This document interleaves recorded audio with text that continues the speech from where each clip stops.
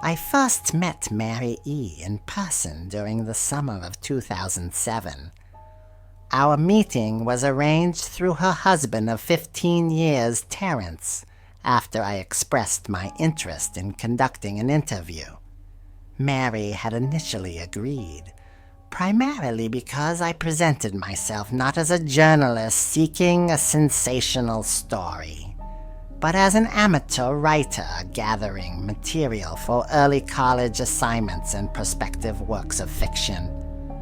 We scheduled the interview for a weekend, when I was visiting Chicago on unrelated business, but at the last moment, Mary had a change of heart. She locked herself in the couple's bedroom and refused to see me. For 30 minutes, I sat with Terrence outside the locked door, taking notes as he attempted to coax his wife into speaking. The things she said through the door were incoherent, but aligned with what I had anticipated.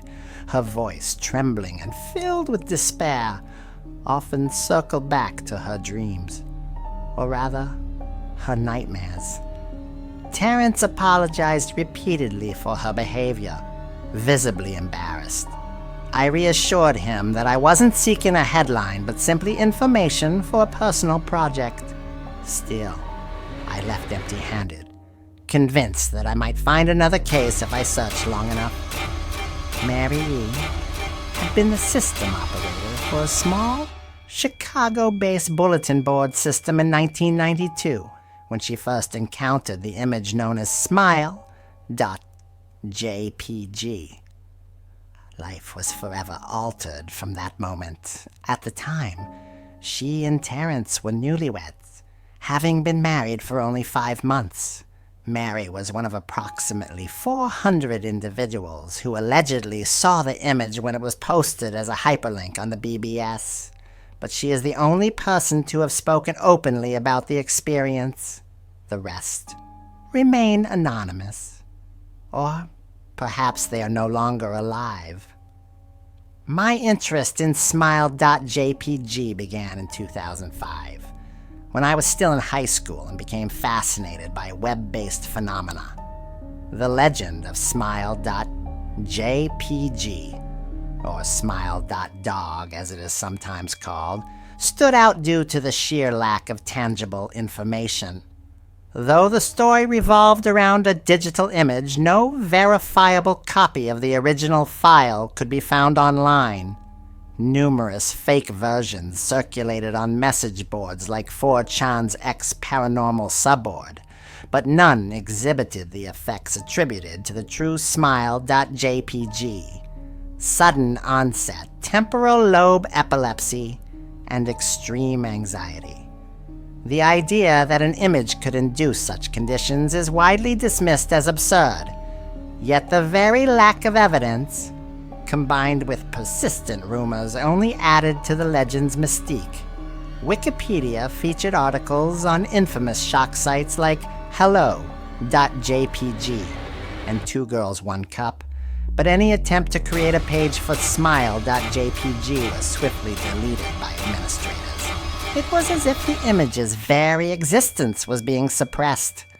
Stories about smile.jpg trace back to the early days of Usenet, with whispers of the image circulating through chain emails with the subject line, "Smile!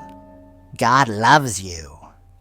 Another persistent tale claims that in 2002, a hacker flooded the Something Awful forums with smile.dog images, causing nearly half of the active users to experience epileptic fits.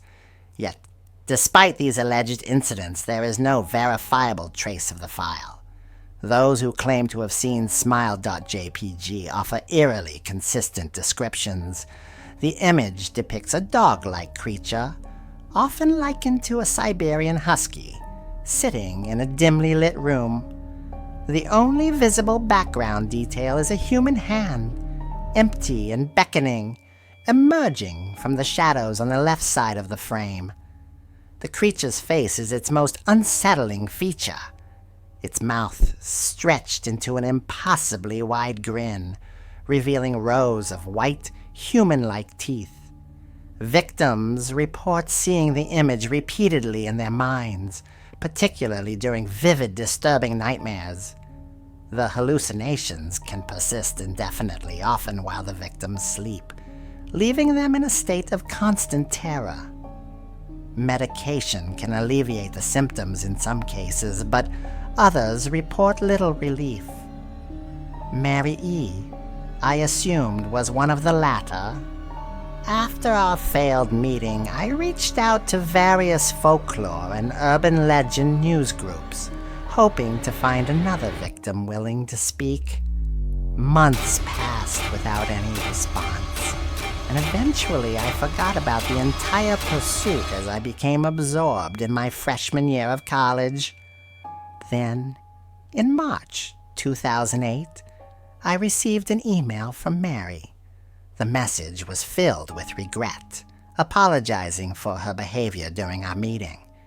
She explained that for 15 years, Smile.Dog had haunted her dreams every night. The creature spoke to her, demanding that she spread the word, to show the image to someone else. The implication was clear. If she passed the curse on, she would be free. In the week following her initial viewing of Smile.jpg, she received a manila envelope containing a 3.5-inch floppy diskette with no return address. Without checking, she knew what was on it. For years, she resisted the creature's demands, hiding the diskette among her belongings. Others who had seen the image disappeared or committed